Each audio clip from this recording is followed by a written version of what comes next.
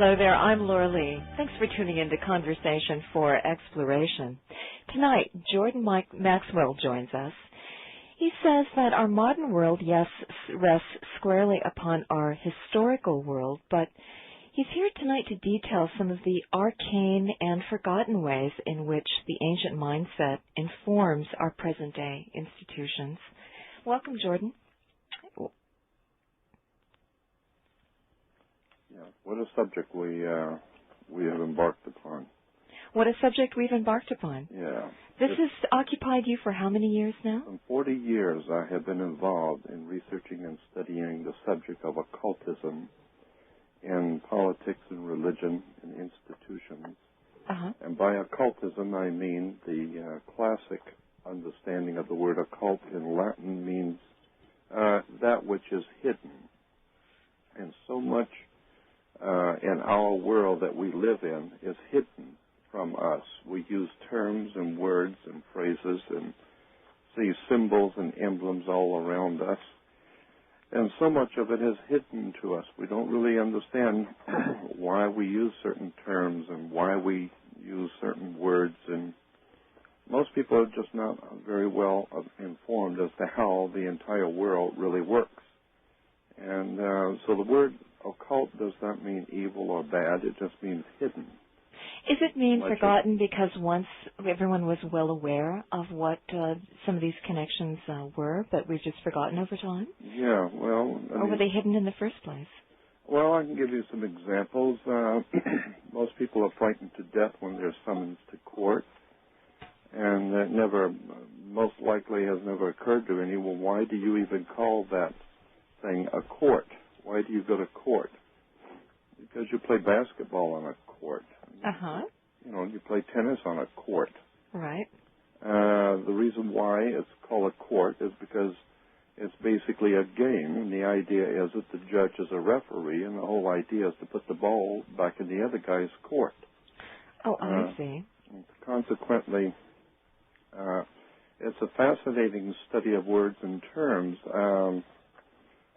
Let me give you a better example. There are two kinds of laws in the world. Now, very few people even have heard of this, but there are only two kinds of law on the earth. One is called civil law, and it comes from the word civili, which is a Latin term.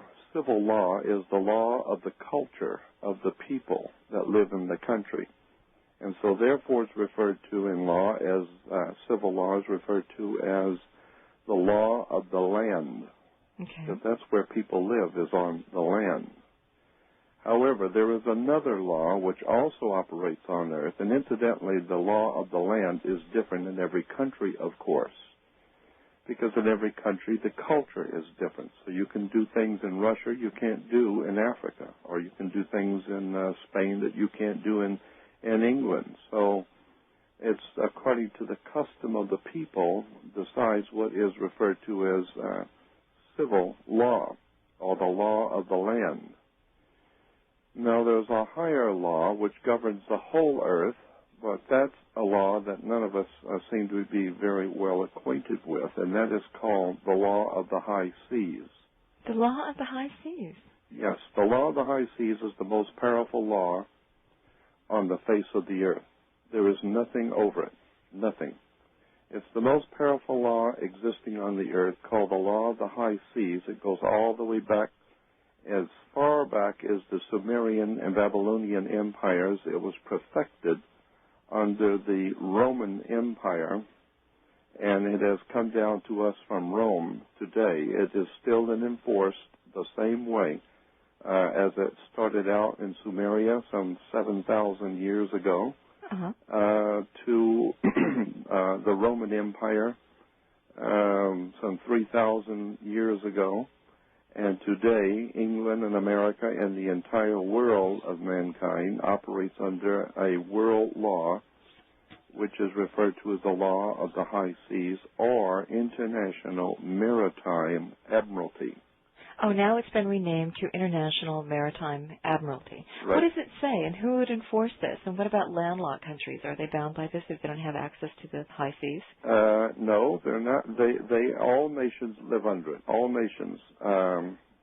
Says who? Because... Do they have to agree to it? Is it like a treaty? Yes, it's not really a treaty. It has been understood. It was laid down by the ancient powers of the world and the prehistoric and the ancient world, and pretty well codified by the time it reached Egypt. And from Egypt and its influence on Rome, and of course Greece, and then into the modern day world. Basically, what the law of the high seas or the maritime admiralty law is the law of money, the law of international banking. Because you see, you can do business here in America. You can buy things from, say, Russia, import them, and turn right around and export them to another country. Right, and so all of those early cultures that traded wanted to make a law that would be bound by all the tradies. That's exactly right. Okay. That's all it is. It's just a banking law that establishes an absolute bottom line for the whole earth to do business. It doesn't matter what your currency is worth or who you are or what your culture or color or your background of your country. It doesn't matter. We're doing business. If you're doing business, we're talking about banks. What does the law say? What is it? What's on its books? Well, it's called the Law of Maritime Admiralty, and goodness, where would you start? Let me give you an example. What is it? When a ship pulls into port in, say, Los Angeles or New York, say from Japan with $50 million worth of televisions, it's coming in on water to start with. Mm-hmm. Consequently, it is also bringing products for the exchange of money. So banks are involved. American banks are going to have to pay up to the Japanese banks who finance the Japanese industry. So banks are being paid or paying each other. Consequently, if Japan sends us materials and Americans decide we don't want to pay Japan for whatever reason, Sears and Roebuck decide they don't want to pay Japan for the $50 million in television they sent, what is Japan going to do? Well, virtually nothing. Because it's merchandises over here, and they really don't have say on the law of the land. Yes. So that's why they invoke the law of the high seas. Or that's exactly right. Mm-hmm. Now you have serious problems, because now the corporation that accepted the contract and accepted the goods and did not pay for them, now they have offended international maritime admiralty law, and you don't do that. That's a big no-no. You don't mess with the banks. You can mess with your friends across the street and have little enemies around town, but you don't mess with the international banks. You owe them, you pay them, period. What are they, like the mafia or something? They shake you down? Well, I mean, the same people who founded the mafia founded the modern-day international banking cartels back in the 9th and 10th century. They were called the Templars, the Knights of the Temple of Solomon. Oh, right, because they wanted to know how to transfer their own gold, not in physical form where someone could rob them along the crusade routes. You got it. But so that they could make it to Jerusalem and then have their funds transferred there. And it worked out so well that there became a camaraderie among nations and bankers and traders all over the Middle East, all over the Near East, and finally into Europe, but where go ahead. Where everyone understood how this thing works. But they were traders long before they were Freemasons. Oh, of course. I understand that. As I said, it goes back to 7,000 years old ideas, scenario. sciences, institutions do what we call mutate. They evolve. And as they evolve, different people pick them up and evolve them higher and higher.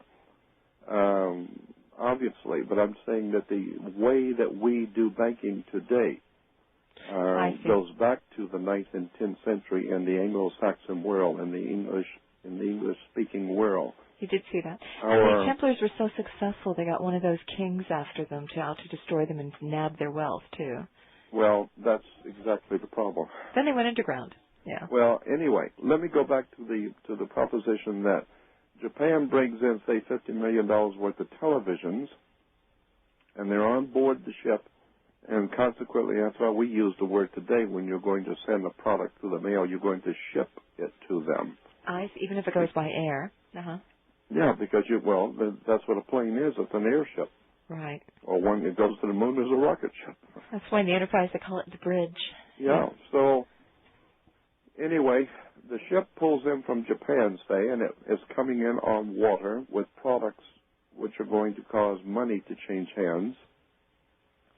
Therefore, the ship pulls into and parks where it's supposed to, and when it parks, it is referred to as in its berth.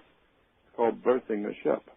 So the ship now sits in its berth, which is next to the dock. It has to be tied to the dock, and now the first thing the captain has to do, because we're talking about money now, we're talking about banking. It has nothing to do with who came into this country or what the culture is here. We're talking about money. Consequently, the captain of the ship has to provide the port authorities with a certificate of manifest, or a certificate showing what he is bringing in to sell and do business in this country. Right. So therefore, he has to have a certificate of manifest showing what it is he has brought into the economy of this country and how much is it going to make and how much do we have to pay. Now, so we can calculate our gross national product. Yeah. Exactly. That's it. And so consequently, many people do not realize that when you were born, you came out of your mother's water. And consequently, you are a maritime admiralty product by law because you came out of water. You came down your mother's birth canal. Consequently, it sounds silly, but in point of fact, it's lawfully correct that since you came out of your mother's water, you are a maritime product. You are what is referred to as a national product. I'm a commodity. A commodity. You are. That's why if you're unemployed, you go to the human resource. Unemployment, you're a resource. Just like televisions and radio and anything else that can make us money. You're a resource. Now, this is why when you were born, the dock has to sign your birth certificate. Just like the manifest of a ship. Of course. That's all it is. It's a maritime admiralty manifest showing that your mother brought you into the world and you were going to make money. It doesn't matter how much. The fact is you're going to make and use and make money. Consequently, you are a maritime admiralty product. To show you the difference between maritime admiralty, the law of the water, and the law of the land, which is civil law, the Statue of Liberty could not be put on American land by law. It had to be put in water. So they had to build up that place out there called the island for them to put the Statue of Liberty on, because by law it could not be put on American land. The reason why is because the Statue of Liberty is not the Statue of Freedom.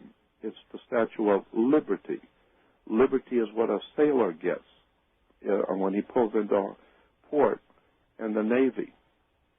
The Navy owns you. If you join any military establishment, you are, in point of fact, a GI, a government issue. You are owned as a piece of property. For the time you're in there, you are property. And consequently, if you have a fleet of cars, they are your property as a corporation, but if one of them gets tore up in an accident, so what? So you take it off the operating expenses. You don't cry about it. If you have whatever it is that you're losing in business, you just take it off your taxes. Well, and any time a military person gets killed, there's nothing to cry about. It's just a piece of property. So you just take it off of the taxes, and it's a maritime admiralty product.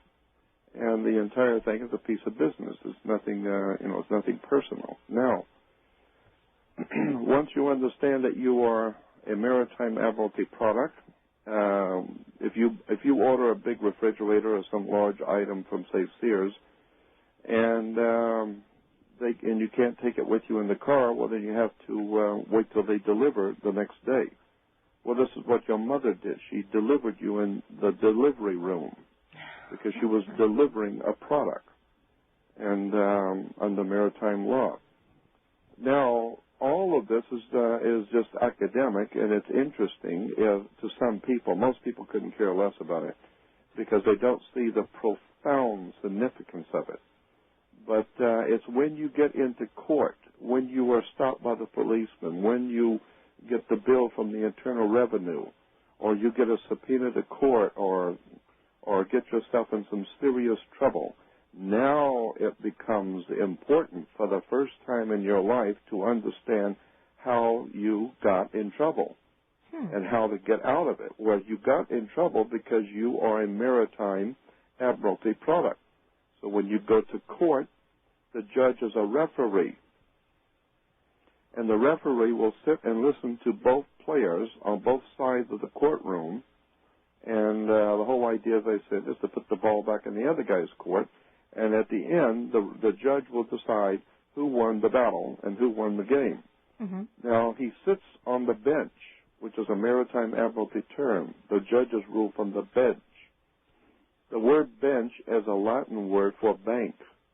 Oh, really? So if you went to the bank in the Roman Empire, you went to the bench. And consequently, the judge rules for the bank because he sits on the bench. And he wears a black robe. Why do judges wear black robes? They look distinguished and dignified? Well, it looks like it's important. It makes it look official. No, it has nothing to do with looking official. Black robes have to do with a secret society or a brotherhood that's come down to us for the past 6,000 years. It's called the Saturnalian Brotherhood. The Saturnalian Brotherhood, or the law of the planet Saturn. Saturn now comes into the picture of maritime admiralty. This goes all the way back to, as I said, the old Phoenician, Canaanites, Sumerians, was picked up in Greece and Rome, and even the Nazis wore black robes. And in England, of course, the lords wear black robes, and in America, our judges still wear black robes. It's a startling and profound story when you understand how courts work. And how do you determine what is civil and what is maritime admiralty? Well, first of all, if any money is changed hands or has changed hands, which caused the problem, you're talking about maritime admiralty. Anything where money changes hands is now business. And this brings into play maritime admiralty. So this is different than damages. So if somebody breaks something in your storefront and you wanted to get reimbursed, that's civil law. No, that's maritime admiralty. Because money is going to change hands, or... Well, isn't that the case in most suits? Say it again? Isn't that the case in most suits, that there's some dollar amount attached to it somehow, somewhere? No. Anytime something like that happens, you go into court. And you can plead your case one way or the other, but it is still being heard officially under maritime admiralty and not under civil. So much of our laws have been, even the law of the land has now been transferred under the law of maritime admiralty, because the corporation called United States went bankrupt in 1930 under maritime admiralty. I should stipulate this, that back in the 1870s, right after the Civil War quieted down, a group of men got together and incorporated a privately owned corporation or a company. Well, of course, anyone can. Well, this group of men got together and they incorporated a company, and they called the company, very clever, they called their company United States Company. And consequently, they stipulated that if anyone be a member of that company or working for that company, they would be called not an employee but a citizen. And so very cleverly today, if someone asks you in a bank or filling out an application, are you a citizen of the United States? What you think that they are asking you is, are you lawfully and legally in America to do business? But they're not asking you if you're in America. They ask you if you're a citizen of the United States, meaning under maritime law, not whatever you thought it meant, but what in fact it means. Where are you getting all this, Jordan? Where am I getting it? Where, this is I don't know. I'm just going. Is this in the history books? Is this being? Where is this? Well, it's all over. You got to go to the library and get reference books on maritime law, international maritime admiralty law. And this is all explained in there. Well, I mean, it's not all explained in one book. You're putting the course together. It's like anything else. Is the whole subject of physics explained in a book somewhere where I can go read it? No. Where is this corporation? You're saying that somebody put up a side-by-side corporation then sort of subsumed the U.S.? Yeah, of course. And nobody knows about it? That's right. Absolutely. Except the people invoking it? Yeah, but don't take it personal. It's just business. Okay. Go ahead. Go ahead. So consequently, it's like anything else. Any good detective, what am I trying to say? Like Columbo. At the end of the movies of Columbo, he sits there and explains how he came up with the conclusions and caught the robber and caught the guy. But you think, well, how did you know that? Where did you get all this information? Well, it takes some 40 years of being experienced to know what you're looking for. You have to be educated in this particular field to know what the words and symbols mean. So when you walk into the crime scene, unlike the rookie, you already know what to look for. And in about 10 minutes, Columbo has already sized up the situation and pretty well knows what happened here and has probably nailed down who did it. Now all he has to do is put a case together and prove it. Okay, but here's a question. If you're saying that there's this occult system that supersedes all the laws that we think we operate on, and but everybody has to agree to it or nobody's going to follow those laws. All laws are somebody saying, this is the law. It's just a system that you get everybody to agree to make the thing function. Well, I don't see how a hidden law system, unless everybody knows about it, can even function, because nobody's going to follow. If there's just a tiny group of people that are holding the reins here, to me it's contrary to the whole concept of what laws do. They're just agreed upon principles, rules of the game. Well, when you walk into... How can there be two games going on at the same time? Say it again? How can there be two games going on at the same time under two different sets of rules? Oh, heavens. Where have you been? Unless there's a wider number of people who are agreeing to this occult maritime law thing that you're talking about going on. I'm just asking a logical question.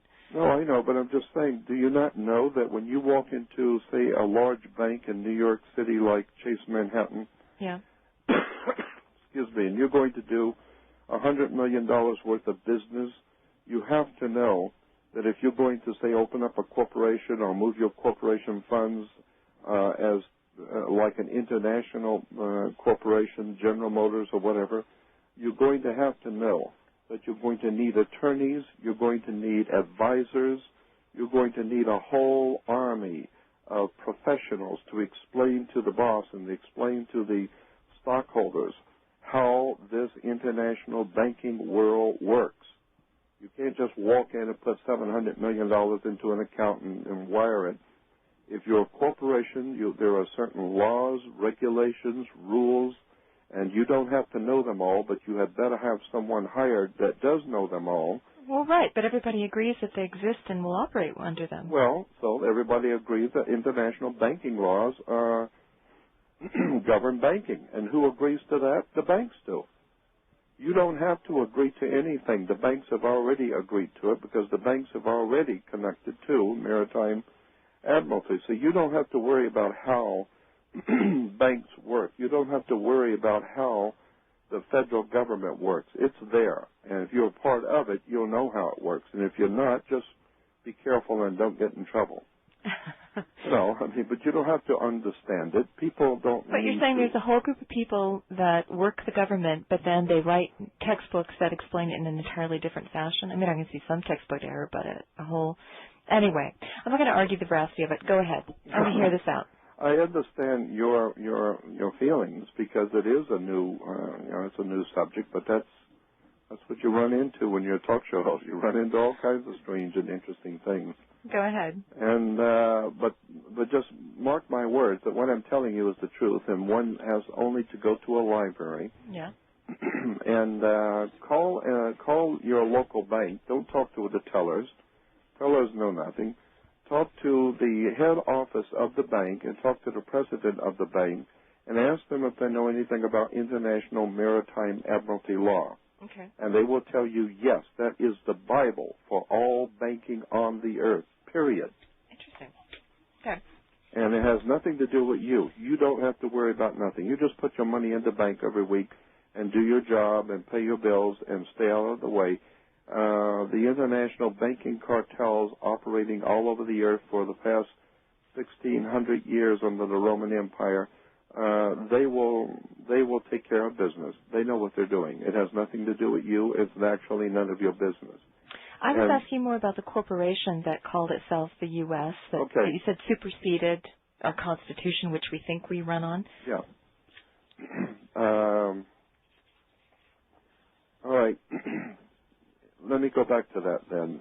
The company was called United States, and anyone who works for that company is referred to as a citizen of the United States. It does not matter if you are an American. It doesn't matter. No one's asking you when you walk into a bank to fill out a form to open an account. They didn't ask you, are you lawfully in the country called America? Are you an American, or are you lawfully in this country of America as an American? Nobody ever asks you that because nobody cares about that. You're doing banking. It doesn't matter if you're mafia or if you're some Mexican slave from Mexico or if you're Don Corleone. It doesn't matter. Banks are banks for money. I mean, everybody knows that. Nobody cares where your money comes from. It could be drug money. It could be hard-earned money from picking cotton. It doesn't matter. It's just a bank. Mm-hmm. So consequently, you have to finish the story when we come back from this break. We're talking with Jordan Maxwell. We have a link to his website if you'd like to learn more. With Jordan Maxwell. Jordan, continue. You're telling us how the ancient mindset still has quite a hold on our institutions in a very occult or hidden way. Yes, it's an extraordinary story, and I grant you that. And it's and most Americans, most people have never thought in these terms. But it doesn't mean that it's not right. It just means that most people have never thought about such things. Uh-huh. If we go back to, let's say, the courts to start with. Yeah. The court, well, let me explain this, that the difference between a maritime admiralty or banking law and civil law is night and day. There's no connection at all. When you get any bill, now follow what I'm saying, any kind of a legal, lawful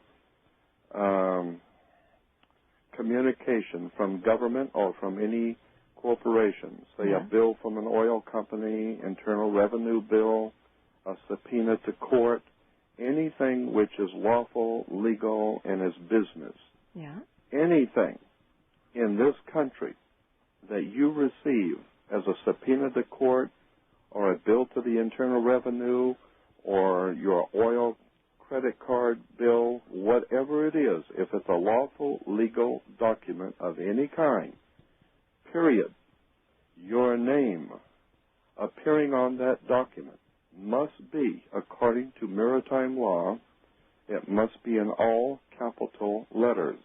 It cannot be upper and lower case. That's the law. Really? Therefore, anytime you are sued, anytime you get a bill from anyone, anytime you get subpoenas to court or fined or ticketed or sued in court, your name must appear on any and all paperwork in all capital letters. Why? Because you do not own your body. You do not own yourself. Consequently, you are a product. You are a maritime admiralty product. Someone else owns you. Therefore, you are dead to any rights. You have what is referred to in law, no leg to stand on. You have no standing. And why? Because all capital letters name implies that you are a maritime admiralty product. You are not a human. You're not a living entity. You're a product. Because you're a living entity person, the actual you, is represented under law by upper and lowercase name, upper and lowercase. So if you sign your name upper and lowercase, yeah. everyone in law, most people don't know this, but people in law will know, this represents you, your personal self in your body. Yeah. However, if they're going to sue you or send you a bill, no one can attach anything to your physical body. No one can come in, touch you, or take from you. So it has to be done lawfully and legally. Well, all law in this country, no matter what it is, civil, state, county, federal, international, all law in this country and in the English-speaking world is all law is applied to corporations, not to individuals, upper and lowercase names. All law can only be applied to corporations. It can only be applied on the maritime. It can only be applied to the all capital letters name. And all capital letters name means that you are a product. You are nothing more than a product. So as a living entity, you're dead. This is why when you drive by a graveyard, you will see on the tombstones, the letters on the tombstones representing the people buried there are in all capital letters. You will never see a tombstone where it uses upper and lowercase letters because, according to the law, if you are dead, your name is in all capital letters. That means you are a corporate entity, and the corporation just disbanded. Last night when you died, the corporation no longer exists, so we buried the corporation. But you are a corporation. Therefore, when you get a subpoena to court or you get a lawsuit, your name will appear in all capital letters because all law applies only to corporations, period. So you're suggesting each person's a corporation? But what if they haven't gone through the rights of incorporating? No. The mere fact that you are a maritime admiralty product doing business, they have automatically put you under a corporation title. So you are a corporation whether you know it or not. But you are merely a subsidiary of a larger corporation called United States. This is the way the law works. Do lawyers know this? When you sign anything with upper and lower case, you're signing for yourself, your body, your personal self. Right. But in a court, this is why when you walk into a court, you have to put your hand on when they call your name, you walk up to the gate. Most people have never wondered, why do you have a fence and a gate in a courtroom? Oh, interesting. Yeah, well, the reason why is because on the outside where the people sit is civil law. That's where the people, the civili in Latin, the civil, the civilians, civiles are sitting. But when you walk past the gate, you are now under International Maritime Admiralty. You have just entered the bank. Oh, interesting. Okay. Consequently, when they call your name, you put your hand on the gate and walk through. What you have done is that you have just by that act alone of putting your hand on that gate and opening it up, what you have done according to the law, which incidentally you didn't know existed, what you have done is you have said, out of your own volition, according to your own desire, you have put your hand on the gate and opened the gate, which is a symbol under maritime law of you opening yourself up to the jurisdiction of maritime law. Your upper and lowercase name, which represents your body, your blood, and your person, is agreeing to become, in this litigation, you are agreeing to go before the international banks to settle this. So therefore, that's why you have to sit outside of the gate until your name is called, and now you walk inside, and now you are no longer a person, you're a dead man. You are totally dead. Therefore, this is why we say that you have, quote, no standing, end quote, meaning that you have to sit down and you have to have an attorney stand for you. For you, because he has, quote, standing in law, end quote. You have no standing. Why? Because your name on the paperwork is in all capital letters, means like the graveyard. You are a dead person. You don't even exist. You're dead. So therefore, since you're dead, you have nothing to say. How many times have you driven by a cemetery and people stand up and argue with you? Nobody's going to say anything to you who are buried in a cemetery. So therefore, they have not a leg to stand on, or they have no standing. Got it. Now, once you understand that and can comprehend that concept, now move on to why the judge wears the black robe. You would explain that one. Black is the color of saffron. Mm-hmm. And since the judge is now ruling in the court for the bank, where do you find banks? Banks are on both sides of a river. Oh, They're called river banks. And what does a river bank do? It directs the flow of the current of the river. And this is exactly what the judge is there to do, to direct the flow of the current sea.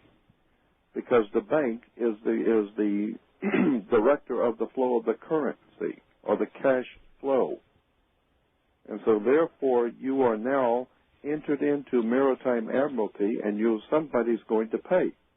Now who's going to pay? Well, it depends on who wins the game or who loses the game, so it's putting the ball back in the other guy's court. The whole entire superstructure of law is devoted to one thing, and that's corporations and money. Has nothing to do with you as an upper and lowercase name. They can only deal with you as a corporation.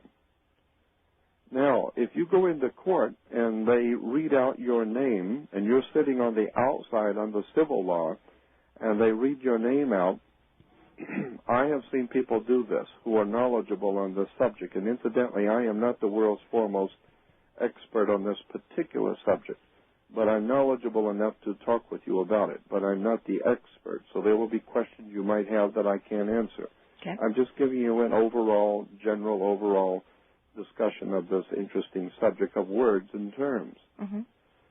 But when you are called in court, people who are very knowledgeable on this, which I have watched them do, they will stand and say, perhaps you might be talking about me. I don't know. Let me see the paperwork. Let me see the bank's paperwork. And the marshal or whoever, the officer of the court will say, look, is your name John Brown or isn't it? I just called John Brown. Is that you? And that person said, no, I don't know for sure. It could be. I'm not sure. Show me the paperwork. Mm-hmm. So then he walks over and shows you the papers, the subpoena or whatever, the paperwork that's brought you to the court. And looking at the paperwork, you see your name in all capital letters. Uh-huh. The person would then say to the marshal, no, I am sorry, I've made a mistake. This is not me. I thought it might possibly be me, but it isn't me. Because it wasn't in upper and lower case. That's exactly right. Because my body, my person, this person that you're seeing standing in front of you, this is a living entity that my mother gave birth to. And consequently, this law only applies to corporations, and I do not choose to be a corporation. I choose to represent myself in upper and lower case. So you talk to me. Don't talk to me as if I were a company. And consequently, the judge will then say, all right, we know now that you understand how this trick is played, so we will have you come back in, say, a couple of weeks, and we'll adjust the paperwork for you, because you know what this means, so we'll adjust it for you. So you don't get off the hook. No, you don't get off the hook. Delayed. They know that you know what the law is. So let me ask you, if what you're saying is true, then how far up the ladder is this common knowledge? If you were going to go to law school, if you were a judge, do they all know this? They just don't tell their clients this unless asked? How far does this filter down? For the most part, know this. But attorneys are not, most attorneys are trained under civil law. And consequently, most attorneys study to do one thing. They do not study to know the law. This is a misunderstanding, but that's all right. America misunderstands a lot. Attorneys do not go to college and study law.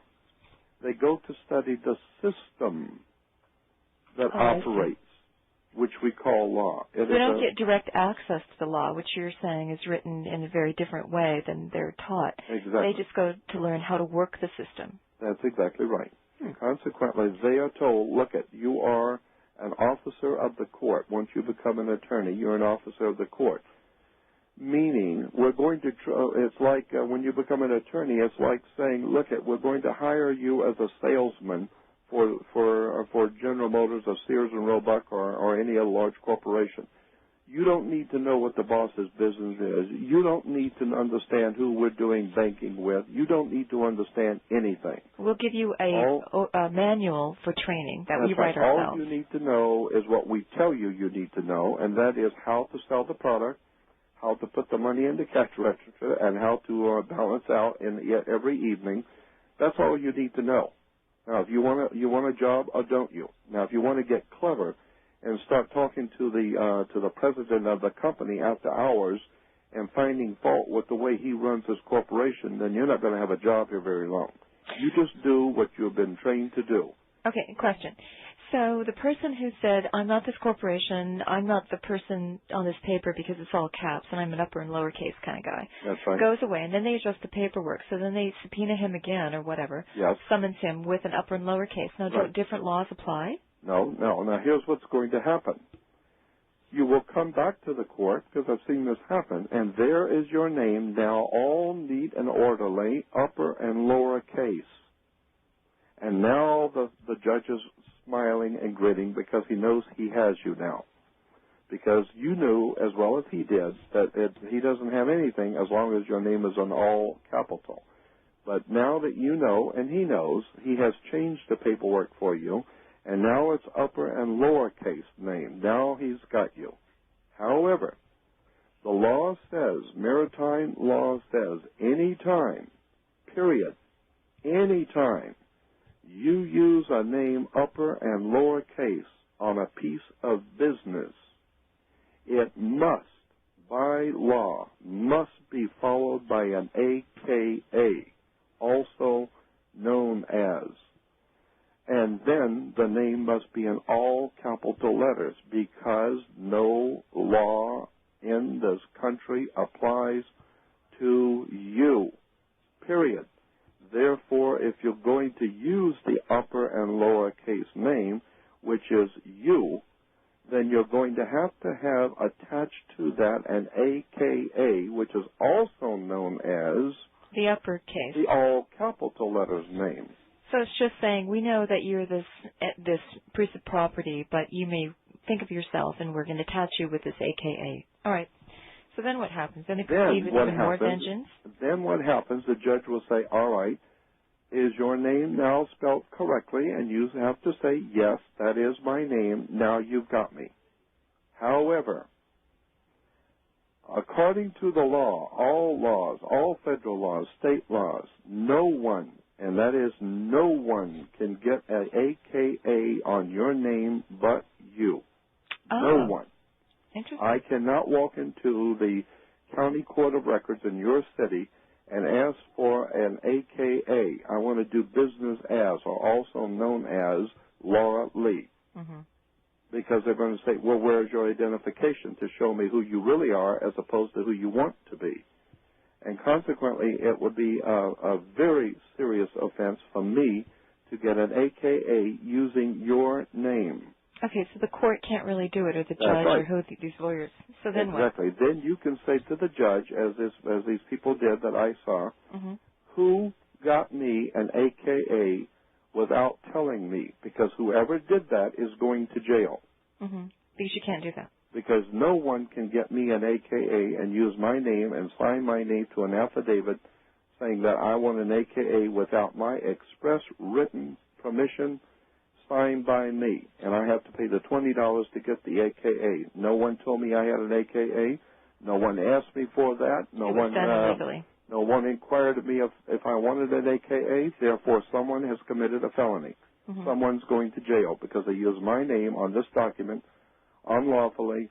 I am not an AKA. I am not all capital letters. Thank you. I am upper and lowercase. If you can get me any kind of a piece of paper that has my name upper and lowercase by itself, of its own, with no AKA, now you've got me. And the judge will say, we cannot do that. It is impossible. Under law, no one can be held if it's upper and lowercase name. We have to have an all capital letters. Then I would say to the judge, well, I'm sorry, adios, goodbye. And so your friend did that? Oh, yeah, I've seen many people do that. Ah. And the judge cannot do anything. So the lawsuit or the summons or whatever is dropped?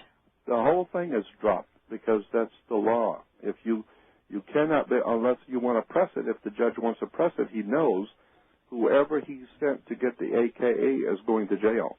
He knows that. I know that.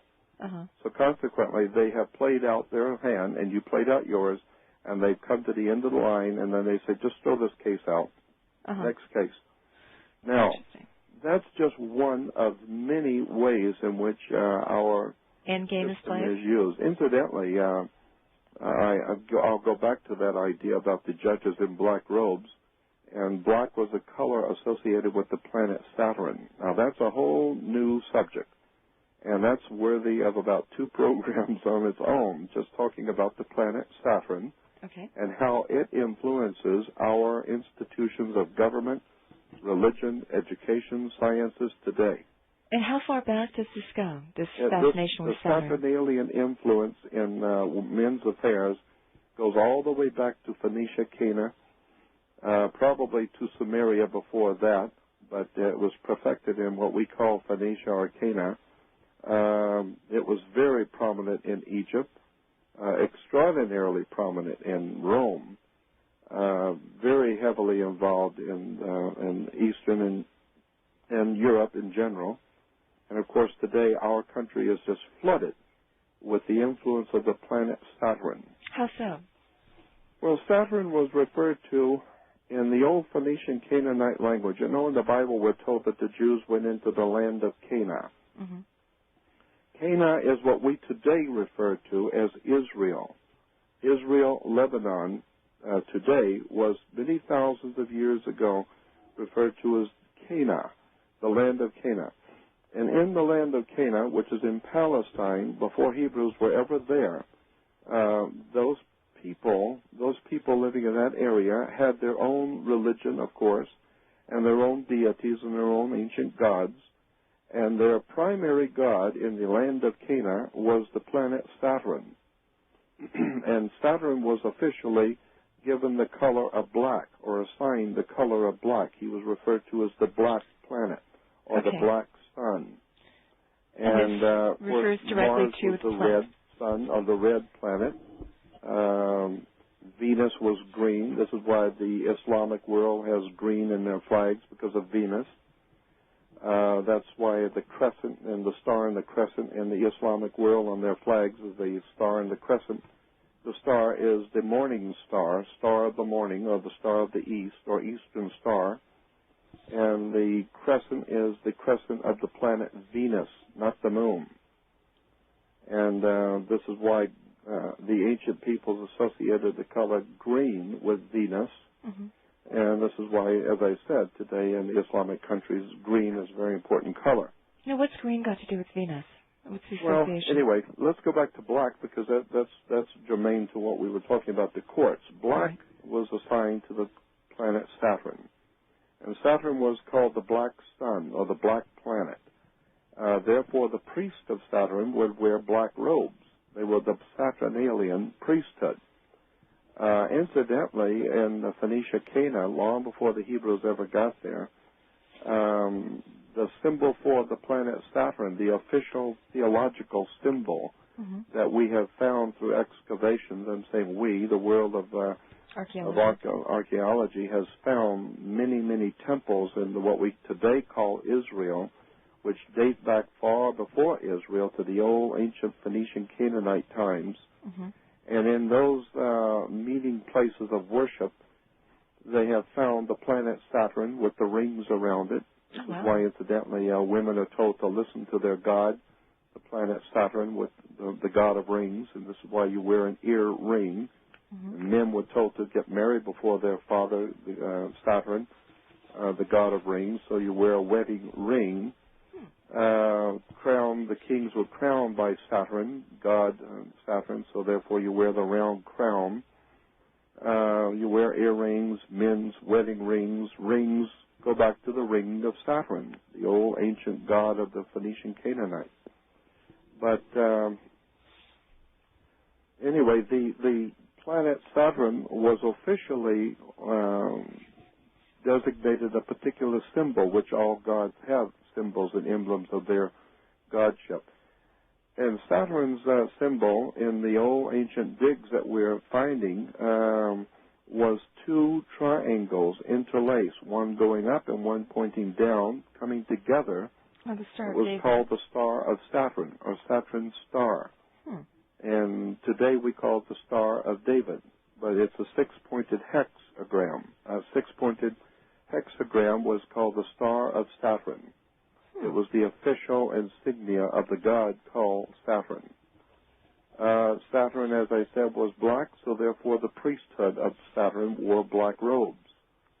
This is why even today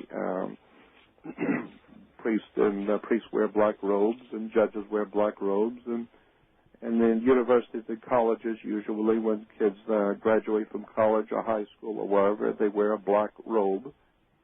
Why? It's because of the priesthood of Saturn, Saturnalian priesthood, which dominated education, schools, colleges, banks, all institutions of man's world. This is why when your children graduate from high school or college today, they still wear the black robe, the same black robe that the judge wears, the same black robe the Catholic priest wears. And Saturn, incidentally, when the Hebrews moved into that area called Canaan, they encountered this god, Saturn, but by that time, the name of Saturn was given the word, or the name was, how should I say this? The Hebrew term for Saturn was El, E-L, El. Oh. So the Phoenician Canaanites would call their god Saturn whatever they called him, but the Hebrews call him El. And El gives us the basis for so many words that are used in court today. Oh, yeah? Yeah. Like what? For instance, you get, if you were a worshiper of the planet El, or planet Saturn, if you were an official in that religion, you were referred to even as an elder, because you are worshiping El. Therefore, you're an elder in the church. How did you get to be an elder? The same way you get into anything. You get elected. How did you get elected? Well, now that you are elected, you are now one of the elites. You're an elite because you were elected. How did you get all of that? How did all of this come about? Well, you had the juice that makes things happen. We refer to it today as electricity, because it's the juice, the flow, the currency, the current. This is why you divide churches into different denominations. It's a play on words and terms, and only if you've spent some 40 years studying the world of the occult and terms and words and understanding how these symbols work, will it begin to make sense to you. Now, I'm aware. I need to take a break, actually, Jordan. And I just want to say, I need to take a break. Okay. And if I were to look up in the dictionary that takes me back through the etymology of various words, they wouldn't give me something to do with the Greek and El. There wouldn't be other origins. Well, just look up El. Look up El in any good biblical reference work or any good encyclopedia or dictionary or whatever. Okay. And I want to mention that we need to end this hour, and Jordan will do a second hour with us. And I've got a request from a listener. He wants you to explain the Son, S-O-N, and the Sun, S-U-N, of God, and how you say religious texts were changed and they used to be astrological. If we could delve into that. And as you finish up the Saturn stuff, you said there's a lot to it. Jordan has books and videos. We have a link to his website. You can find them. And you can call the Radio Bookstore as well at 800-243-1438. Find out about his Hello there, I'm Laura Lee. Thanks for tuning in to Conversation for Exploration. Jordan Maxwell's here. He delves into today's institutions, religions, law, and he looks at their very ancient origins.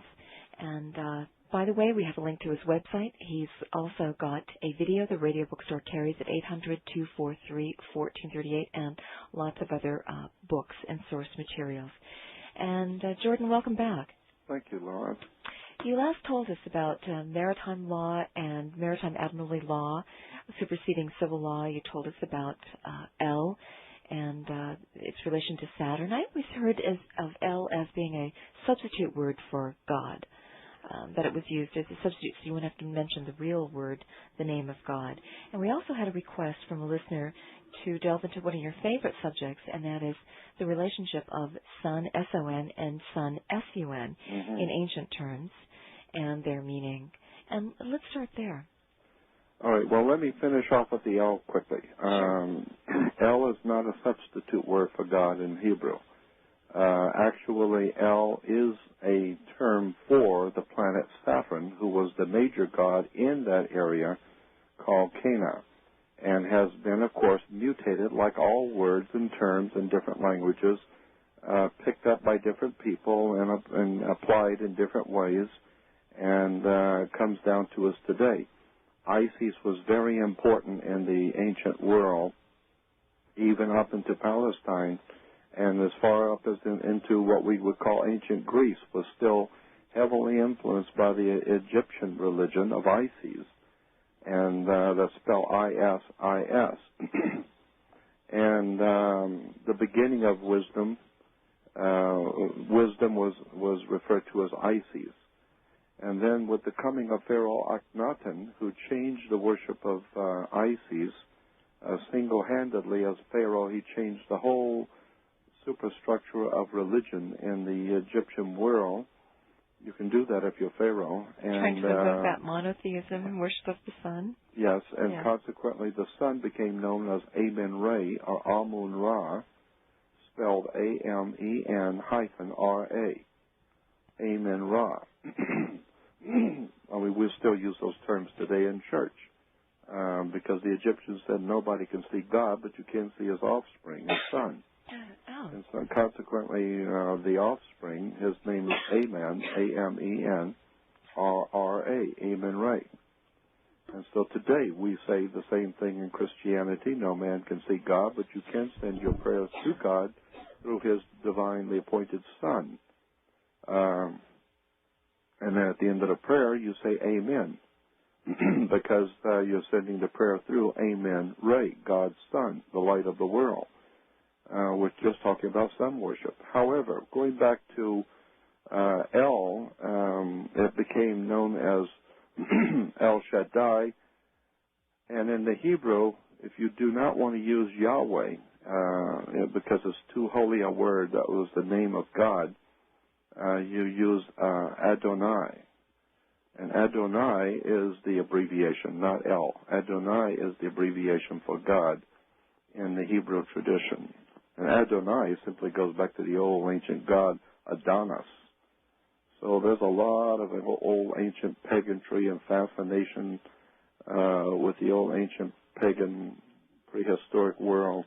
There's just an awful lot we haven't been told about religion and government and all kinds of... What about the El in Israel and Elohim? Yes, well, as I said, Isis was very important in the Middle East, in Egypt and the Middle East. And with the coming of Pharaoh Akhenaten, as I said, he changed the worship from Isis to Amun-Ra, or Amen-Ra. Well, the Hebrews were in Egypt, and they, of course, would learn about the worship of Isis. And then they were there during the transition from Isis to Amun-Ra, R-A. But well, I was going to say, and then they moved into the Middle East. I mean, moved north into Palestine. But that only lasted, what, 2 decades before? I'm not even sure. Before they converted back to the old religion in Egypt? It's such well, a short-lived because reign most of what we refer Akhenaten. to today as both Hebrew and Christian, when we talk about Judaism and Christianity in its modern-day form, it's actually Druidism. And Druidism can be traced back to the old Phoenician, Canaanite, Sumerian religious establishment. Huh. But anyway, I was going to say, when you move from Egypt, out of Egypt in that area, north into Palestine, with a tradition in your mind of Isis and Amun-Re, R-A, and then encounter the new god, El, of the planet Saturn, El, this is all that the name implies. Israel, I-S-R-A-N-E-L, the three names of the ancient god. So Israel is nothing more than Isis, Amun-Re, and El, the planet Saturn. Oh, how interesting. Anyway, on to this one. now when we go on now to the question, which, as I told you before, I'm fascinated with this whole subject of astrotheology. Okay. Why do we have the two words S-U-N and S-O-N? Well, first of all, you need to go back to the very beginnings of the human family, and God knows how far that must be. Nobody has accurately nailed it down, but I think it could be millions of years. Who knows?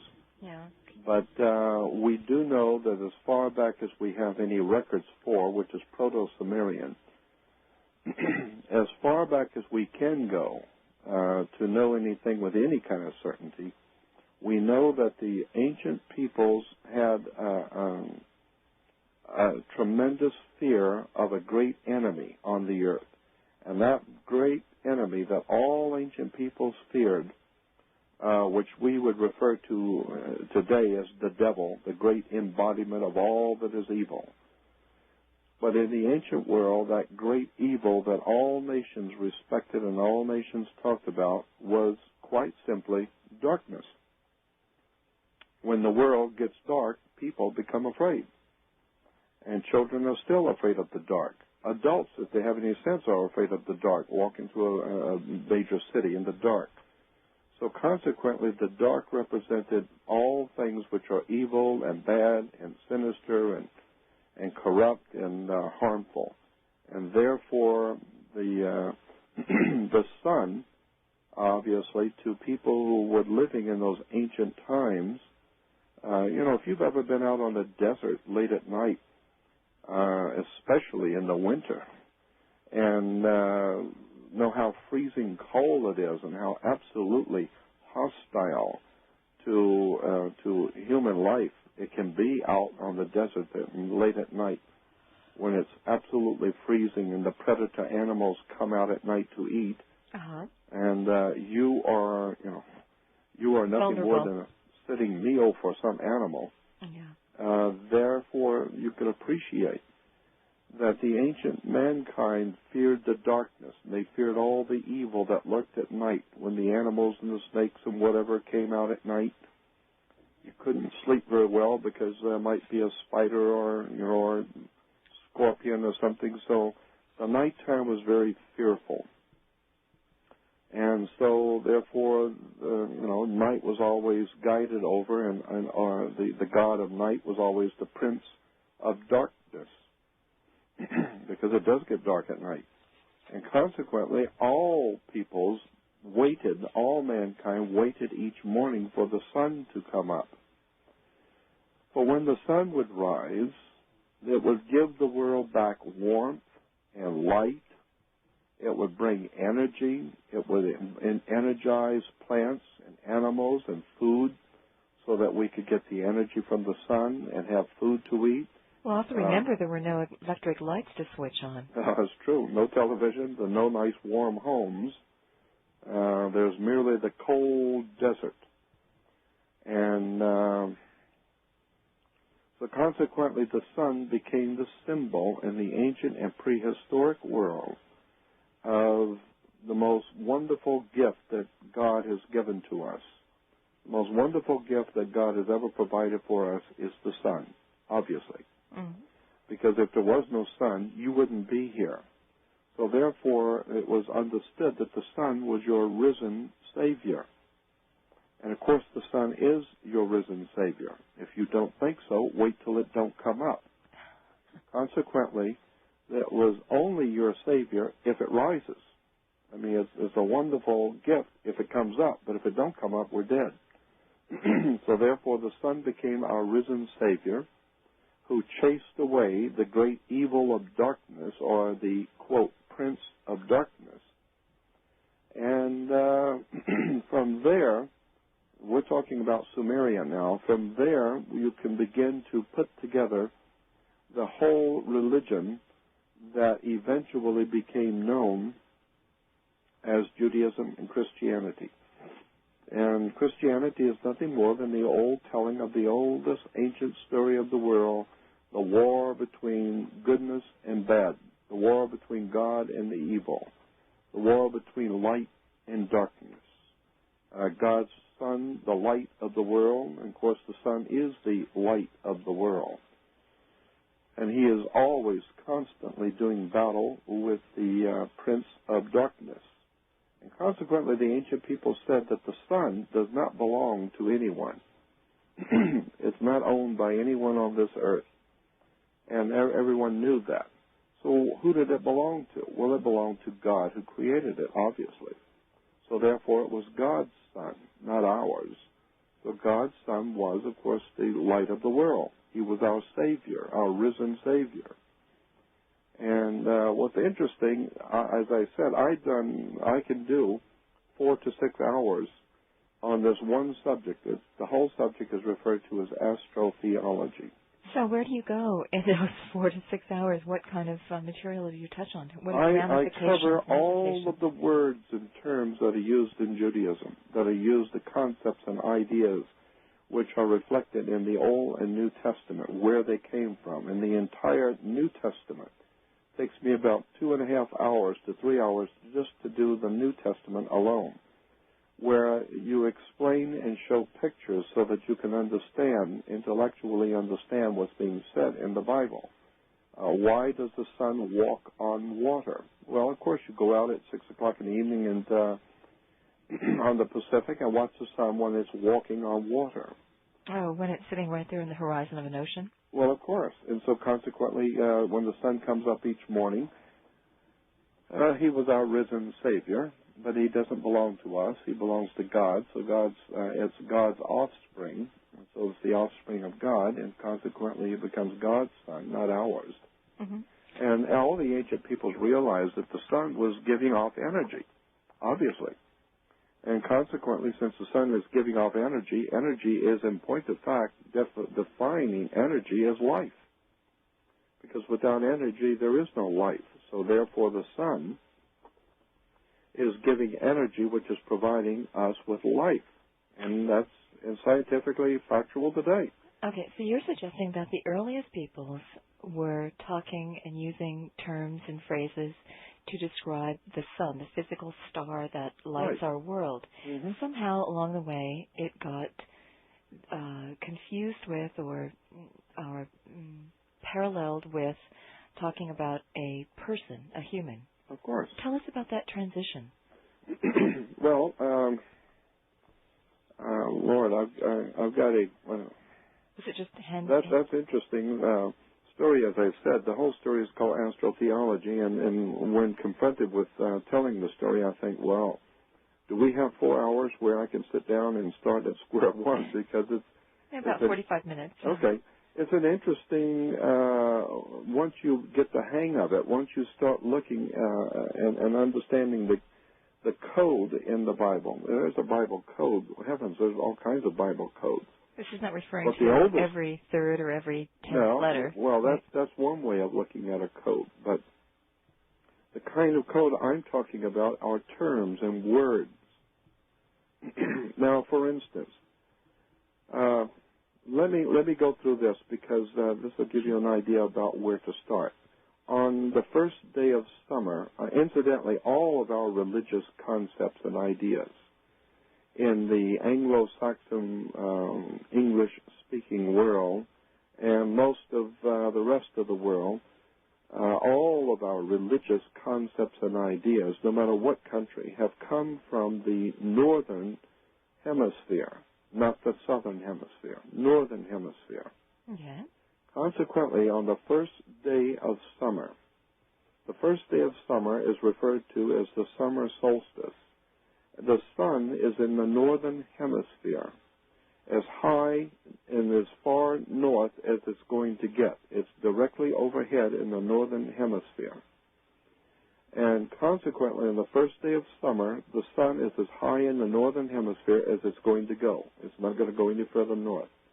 However, each day the sun moves 1 degree southward, but the move is so slight that no one even notices it.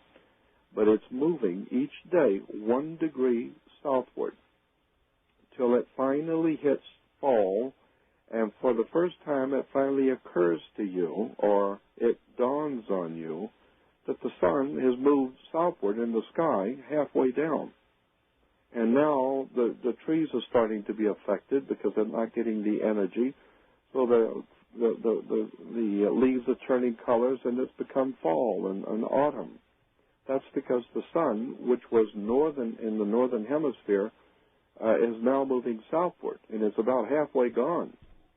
Now we start getting colder and shorter evenings, shorter days, and longer evenings of darkness.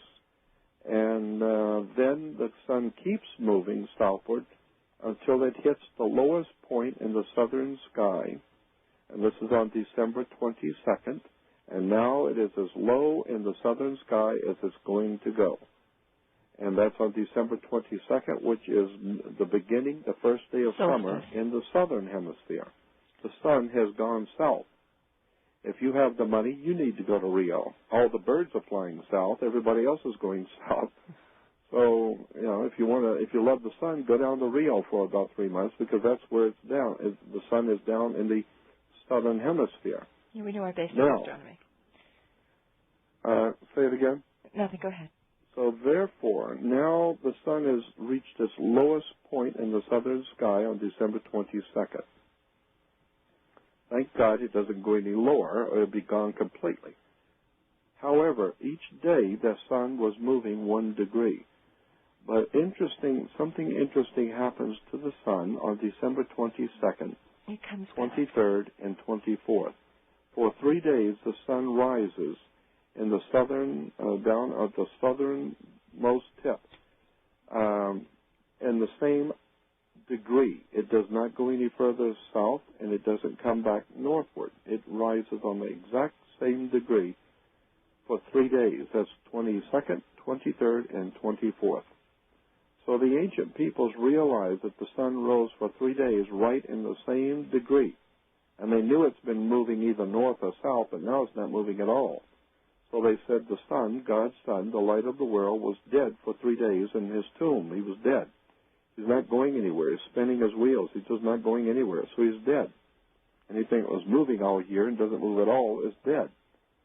But on the 25th, all the ancient peoples realized with their stone monuments and whatever, like Stonehenge, they realized that the sun moved 1 degree northward.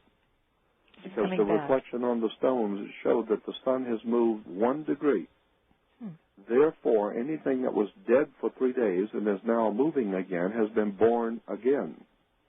And so, therefore, the ancients celebrated the fact that the sun is now going to come back to us in the northern hemisphere. And he is now born again. So, therefore, on December 25th, we still celebrate God's son's birthday, or his new birth, coming back to us. This is what Christmas is all about. The sun has reached its lowest point in the southern sky, and on December 25th, moves 1 degree northward, beginning its annual journey back to the northern hemisphere. And consequently, it continues each day, moving 1 degree northward, just like it did from the first day of summer going southward. It's now doing the same thing, coming from the south, going northward. So we get these metaphors of dying in a tomb for 3 days and then rising again. Right. Which we apply to Jesus. As it's moving northward, 1 degree each day, it passes over the equator. And consequently, at that moment and at that point, it becomes a quarter of the way up, so now half the way up, so now it has brought what we call spring. All of the animals and the flowers and everything begins to perk up because now they're getting the sun again. He's coming back. He said he would return, and he's returning. He's coming back again. And so in the spring, the first week of spring, all the nations of the ancient world celebrated God's Son has come back to us. He's coming back. He promised he would come back, and here he is. He's coming back. And so they would celebrate the spring. They would celebrate the spring equinox. Now, in the ancient world, when you died, especially in Egypt, they said that when you died, we still use the same terms today. The word pass, P-A-S-S, was used to talk about people who had died. We say grandmother passed last night, or they passed on, or they passed, what's another term? They passed on, they passed away last night. Well, the Egyptians said that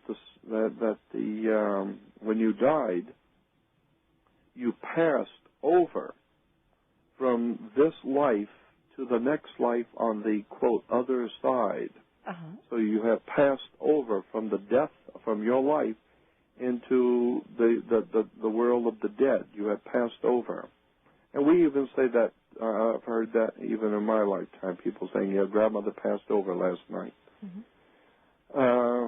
Consequently, the sun, which was dead in winter, reborn on December 25th, has finally come up in the northern hemisphere, come toward the northern hemisphere, enough that it has passed over the equator on its way back to us, which brings our first week of spring. So the ancient peoples before Hebrews ever existed, the ancient Phoenician, Canaanites, Sumerians, Babylonians, Hittites, Assyrians, all of the ancient cultures realized that the sun was coming back to the northern hemisphere, and so they celebrated the first week of its coming back, and they called it the Passover. Yeah. Because the sun was dead in winter and has come back alive and has passed over into the new life of spring. So the Passover, and of course Christians picked this up from the ancient people, from the ancient Hebrews, but they couldn't have the Passover because that's a Hebrew celebration. So the Christians would have the same identical worship of the sun, but they would just call it the resurrection of God's Son. And so the resurrection happens on the first week of spring, just like the Passover. And this is why Christians on the first day of spring or in the first week of spring go out and have and celebrate something called an Easter sunrise service. They're waiting for the sun to rise over the equator because he has passed over. He has been resurrected. So this is all Christianity is. It's a retelling of the old ancient astrotheological story of the ancient prehistoric world. Most people are not aware of any of this. This is what has always amazed me, is Christians are continually talking about all the evil pagans, never realizing their religion is the oldest pagan religion that's ever been on the earth, and that is sun worship. And consequently, you take the metaphor, and this is all the New Testament is. This is symbolic metaphor. It even has God's Son, who represents the light of the world. And of course, the sun is the light of the world. It has God's Son saying that many will look with their eyes but not see, and listen with their ears but not hear, and with their heart not get the sense of it. And the Apostle Paul said to the Christians of his day, I bear you witness that you have a zeal for God, but not according to accurate knowledge.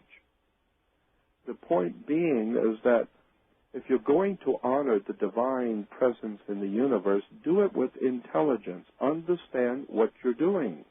Understand what the words mean. Understand, and don't use your religion to put down other people because yours is the correct religion when in point of fact, all, A-L-L, all religions go back to the old ancient astrotheology, astrological story, going all the way back to day one, back to Sumeria, Babylonia, Phoenicia, Cana, the Hittites, the Sumerians. All of this is a very ancient story that's been retold, and this is why the Bible is called the greatest story ever told. It's not the greatest collection of facts the world's ever known. It's the greatest story ever told. It's a story. Okay, but there's so many details to the life of Jesus that sure you can find some parallels with worship of the actual star, our sun. But how do you explain all these others? And are you discounting the whole existence of the life of Jesus, or just that through accretion other stories would parallel his because they're right there in the old stories that came before? And we have to take a break before you answer that. So I have to take a break. So, Paul, is this our half-hour break? And we'll come right back with here on the Laura Lee Show. We continue our conversation with Jordan Maxwell. And Jordan's been explaining some interesting parallels between ancient worship of our star, the sun, and the story of Jesus. So where do you place the story of Jesus and all the other details that come up with it? How do you see it, Jordan? Well, as I said, I do a 4-hour seminar in which I start with Matthew and walk all the way through the Bible and show you the overwhelmingly obvious that unless someone points it out to you, it's like an optical illusion. It's like looking at these new kind of artwork, this computerized artwork is nothing but a blur. Oh, and until you adjust your eyes and then it jumps off the page at you in 3D. And that's exactly what the whole world of learning is like. I mean, you could sit and look at a law library and have no idea in the world what you're looking at, you know. I mean, where does it all start? Where does it all come from? I mean, take 40 years of your life like I have and sit down and study for the next 40 years and figure it out. And then when you do, what you are also going to discover once you have got a handle on it and know where it came from, now you're going to discover that virtually nobody knows what you're talking about. Why? Because they haven't sat with you for the past 40 years. They have no idea in the world what you're doing. And consequently, you sound like a fool because nobody knows what you're talking about. It's lonely, doesn't it? Yeah, I can appreciate, the Nikolai Teslas of the world and other people who try to help their fellow man to understand something that people didn't even know existed. What drives you to do this? What drove you to do for 40 years? I guess it was because of my bloodline, because my family, my mother had an uncle when I was growing up as a child who worked in the Vatican Secretary of State's office. She also had, which I only would see on every couple of years, would come back for a brief visit. But nonetheless, he was a Vatican official, and my mother also had 2 federal judges that happened to live in our hometown who were her uncles, so I grew up with federal judges. And my great-grandfather, my mother's grandfather, was a senator from the state of Florida who died in office because he was too powerful and they couldn't get him out. And so I have politics and religion in my blood. I was born and raised Catholic. We were a very Catholic family. But I was always asking questions, always as a child. I got myself in trouble. The first official trouble I got myself into was at confirmation when I was 9 years old, 10 years old. We were told at confirmation that when the bishop, after the ceremonies in the church are over, the bishop will ask if anyone has a question. The young people have questions to ask their bishop, and we were told by the nuns, do not ask any questions, period. You just sit and keep your mouth shut. So the night of the big event, after the ceremonies were over, and the bishop did say just that, he said, well, now that we have the new Catholic children confirmed, are there any questions? And I stood up, and because I was always arrogant, I stood up and said, yes, I have a question.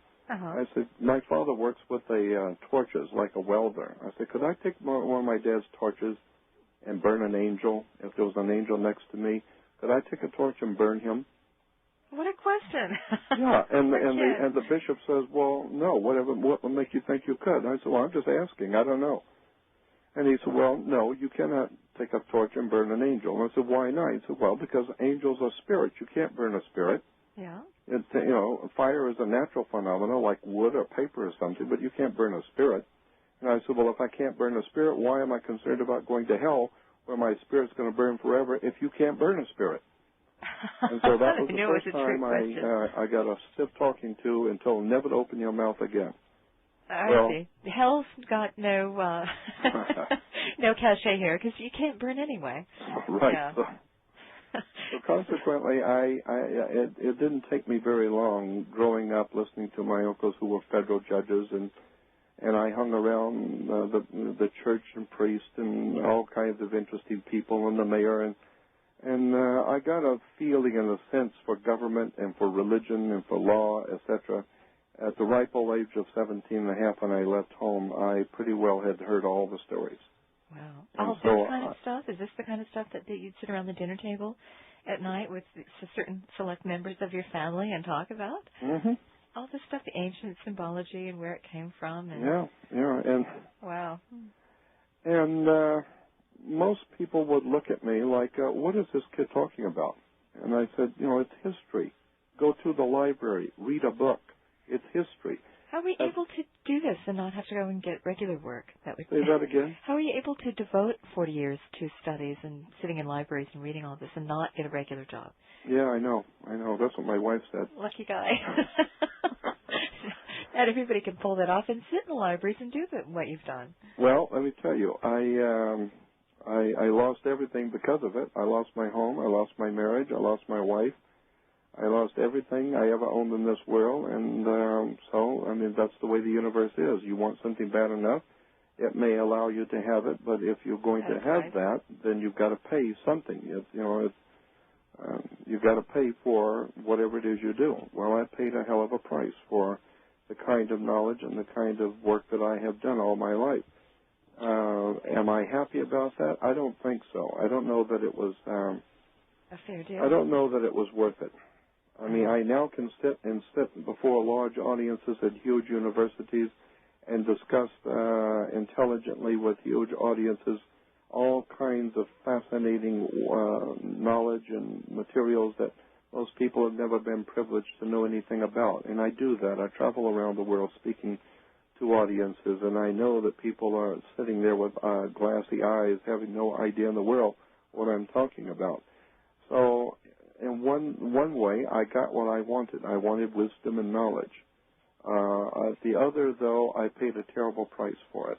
And I'm not sure I did the right thing, because ignorance is bliss. You're far more happier when you don't know half of the things that are going on.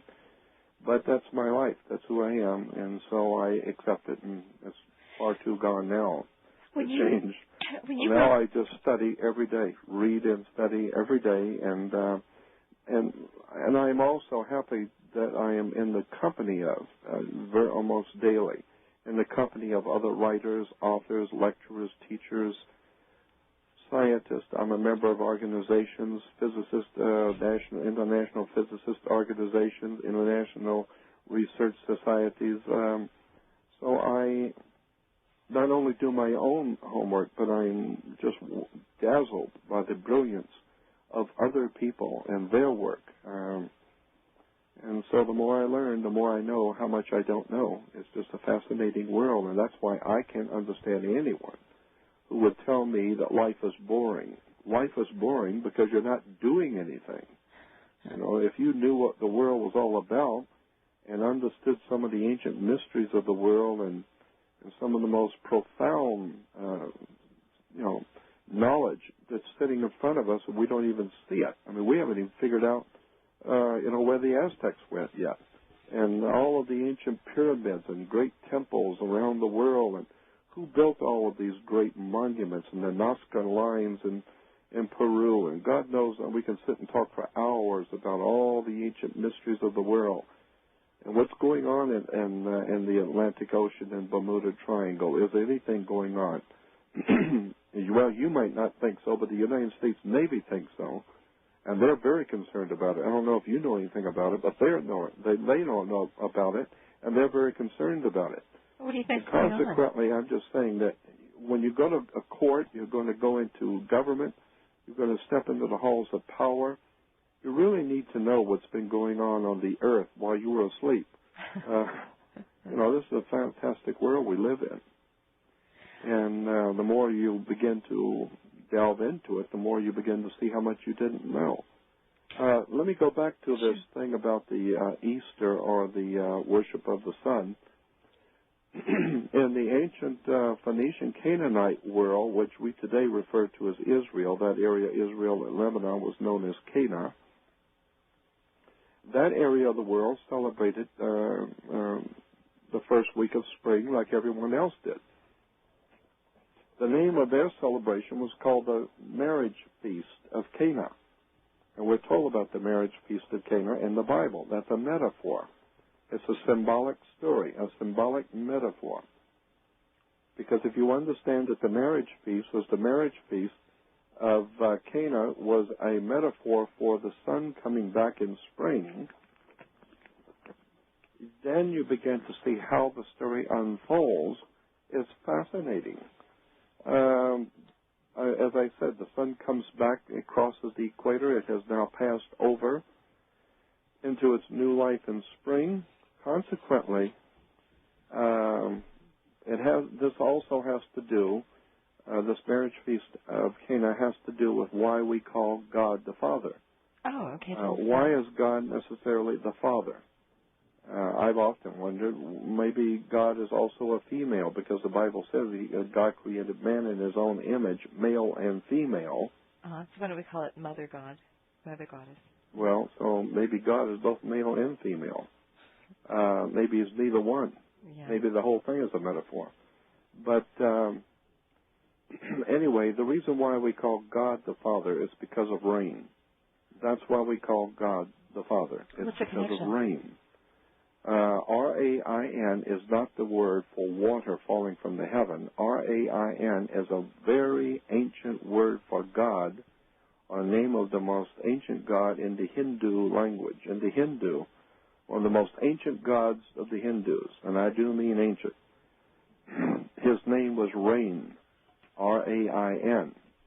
And this is why we use that term in our Anglo-Saxon. We have adopted that word of the god named rain. We call it rain when water falls from heaven. It's because the ancient people said that when in the spring, Mother Earth was impregnated by God the Father, because the sacred fluid from heaven came and impregnated Mother Earth, Mother Nature. I see. Consequently, Mother Nature was impregnated by who? Well, obviously by God the Father. Uh-huh. So God the Father. That's just not raindrops falling down from that sky. That's right. And so consequently, the raindrops were actually the sacred fluid coming from the Father into the female, Mother Earth. But you can't have that kind of activity. Now you're talking about promiscuous activity here between God the Father and Mother Earth, and you don't want something like that going on unless, of course, you're married. And so consequently, you have to have a marriage feast to celebrate the marriage feast between God the Father and Mother Earth. And therefore, the metaphor, the symbolic metaphor for spring in the ancient land of Cana, as I said, was called the Marriage Feast of Cana. The marriage feast was in honor of God the Father being married to Mother Earth, or Mother Nature, in preparation for the spring rains which were coming to impregnate Mother Nature, or Mother Earth. Things would grow. And consequently, the story went something like this, symbolically, that Mother Earth, or Mother, asked God's Son, Mother Nature, or Mother Earth, the Mother asked God's Son to draw water, which the sun does, it draws water, and have it rain on the grapes so that we can make wine for the great marriage feast in spring when the spring weddings begin. And so you're not going to have the grapes for celebration of wine and the wine celebrations if it doesn't rain on the grapes and they don't grow. So therefore, Mother asked God's Son to draw water to rain on the grapes so that you can change the grapes into wine. So what you've done is take the sun's water and change water into wine. Okay, I have a question for you on a personal level. Yeah, it's when you lay it out in pictures and you see it in the old, when you see pictures, the mind quickly comprehends the story better than just telling it over the over you radio. conveyed yourself very clearly. These are some fascinating parallels. What I wanted to know are two things. The ancient mindset, I mean the real ancient one, do you believe that they saw the sun as an animate being, as they saw Mother Earth as an animate being, or were they just speaking in metaphorical terms about the natural world around them and creating rituals? Excellent question. Yes. No nation, no people ever recognized the sun as a god. No one. So therefore, it is actually a misnomer to say that the ancient people were sun worshippers. In point of fact, the ancient peoples all realized the sun was a divine gift to the universe and to our world. But they didn't confuse him with God. But it was not a living God. It represented all of the qualities that obviously God would have. All of the wonderful qualities and powers that God would exercise and have was obviously represented symbolically by the sun. First, God is obviously brilliant. Well, the sun is brilliant.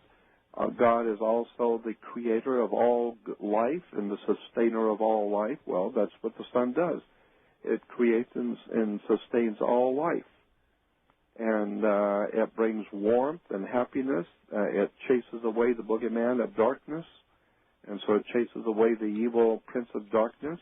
That's what God does. It provides food for mankind. It provides warmth and protection.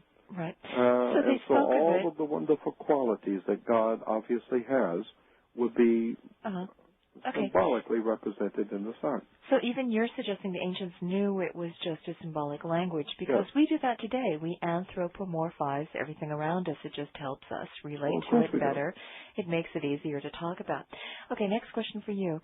As you grew up a Roman Catholic, and I don't know if you ever believed it, considering the question that you had, you were testing it when you were little, and you're still testing it now, although I think you've broken free. So you look at this and you've demystified it. You're saying, well, maybe there aren't spiritual beings, maybe there aren't angels, maybe there aren't this whole metaphysical world of spirit, but it's just a misunderstanding that we've come down to. Or where are you on this question? I'm just asking you personally. I'm so delighted that you asked that question, because it wouldn't have occurred to me to bring it up, but I'm glad you did. Because I want to establish, I have the highest of respect for spirituality. I am totally committed to the concept that there is a divine presence in the universe that men have called God.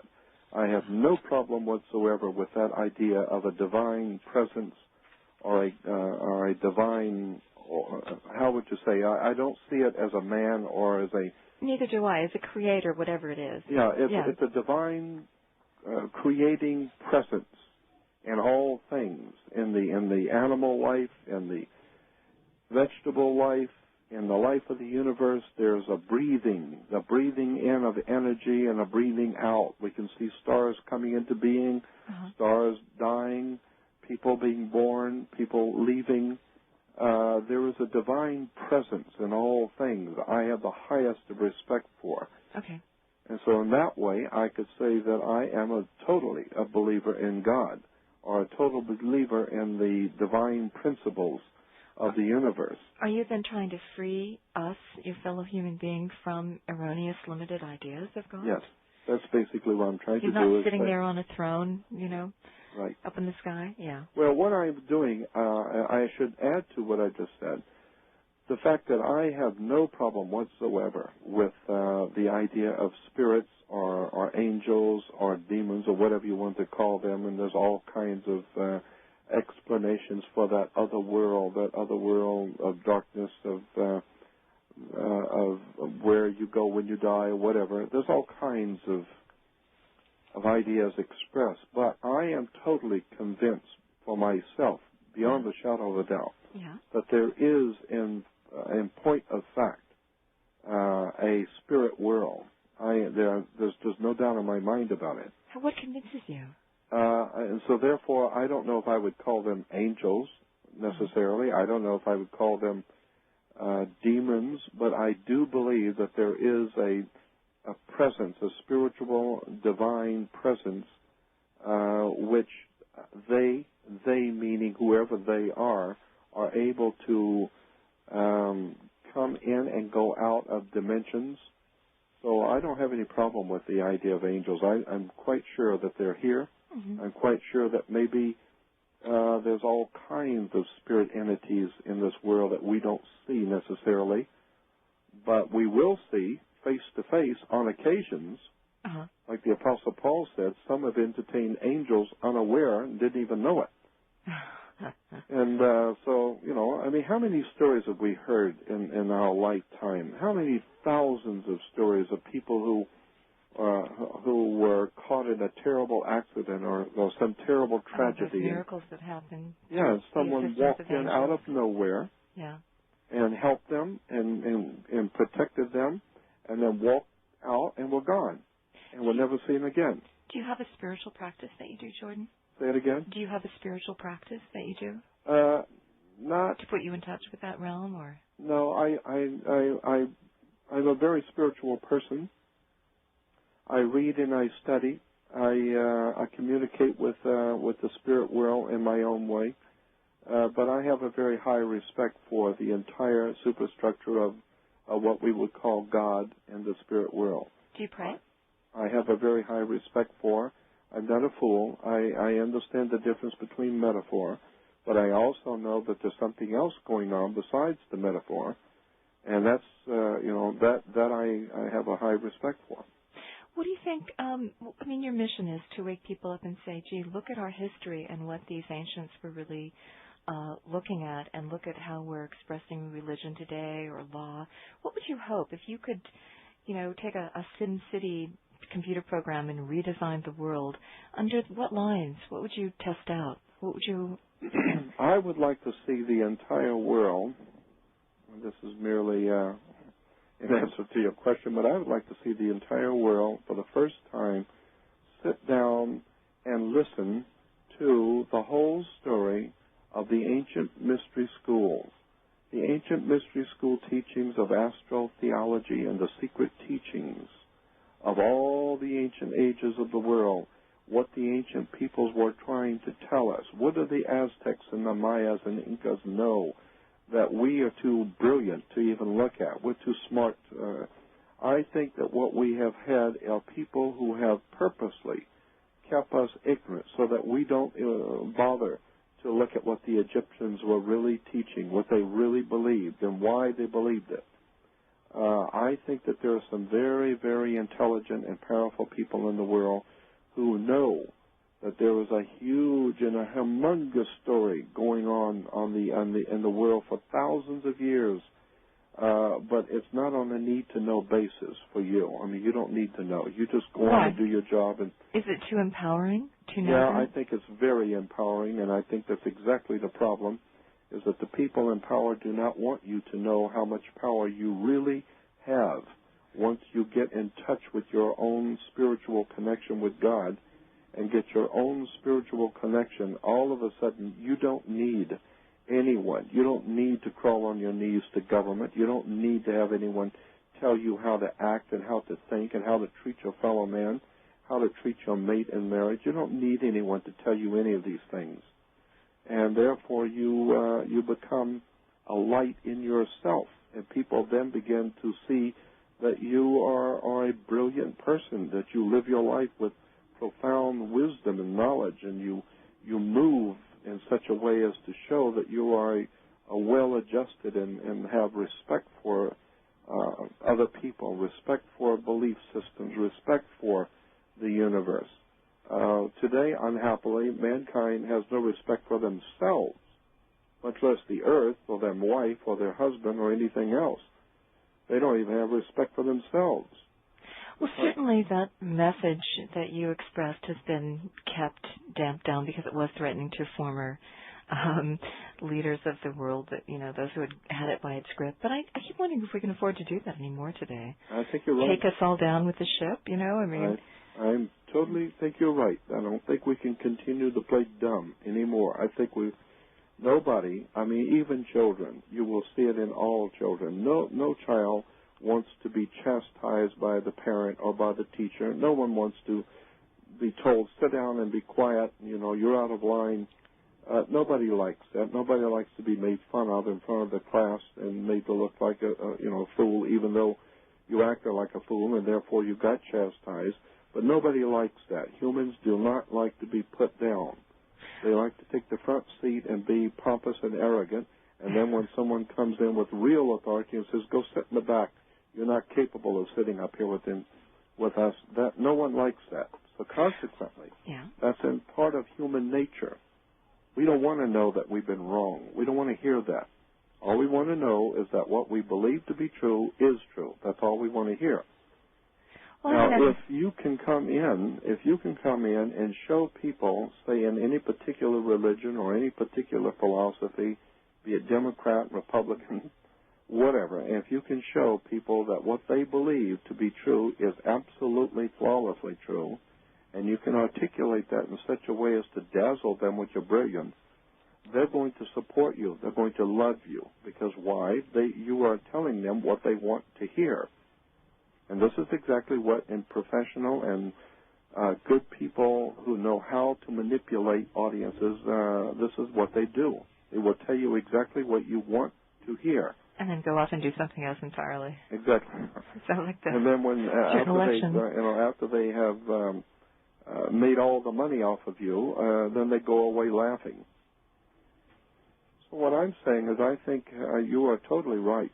That I don't think, on this earth, we are not crew. This is a spaceship going through space, this earth is. And we're not crew. We're not passengers, I should say. We're all crew. We are all responsible for this beautiful creation we call our earth, and somebody has messed it up so bad and dirtied it up so bad that they now have a thing called a space shuttle. And it never occurred to anyone that a shuttle is a bus. You take a bus when you're leaving town. Somebody is trying to build a space station out there, and no one seems to know why. Oh, you're saying a safe landing, so that when the whole world crashes, ecology? I think that there are some very powerful people in high places that you have never heard of and do not know anything about, that they know. They are many things, but they're not stupid. And they know that the earth, as it is now, is practically doomed. The people are too far gone. They're too ignorant, too unintelligible. They have no respect for themselves or the land or the earth. They know that the people have lost contact with their divinity and their divine presence in the universe. So if you were a master at the top of the world, you would plan on leaving here because it's too far out of control. They're cutting down the trees. They're cutting. You only have an inch of soil left. That the other alternative would be to, begin the education process, the waking up process. I don't know. I have one last question for you, then our hour is through. If you believe in angels and if you believe in metaphysical beings, then what is wrong fundamentally with the Christian message, which is that Jesus came down in order to set an example of what we could be? How could that not be? I'm open to that possibility. All right, look at what I would say in answer to that is that if you understand the Christian message as I am telling you it exists as a metaphor, it is a divinely beautiful and powerful story about the war between light and darkness. It's the war between intellectual enlightenment. This is why it has Jesus say, I am the light of the world. No one comes to the Father unless he comes through me. I think it is a beautiful story. It is a profoundly deep and beautiful story about how God or the Creator would want you to be enlightened. And I could go on. We could do another program just on astrotheology. of which I have just touched on. But I have to wrap up this hour first. Yes, I know.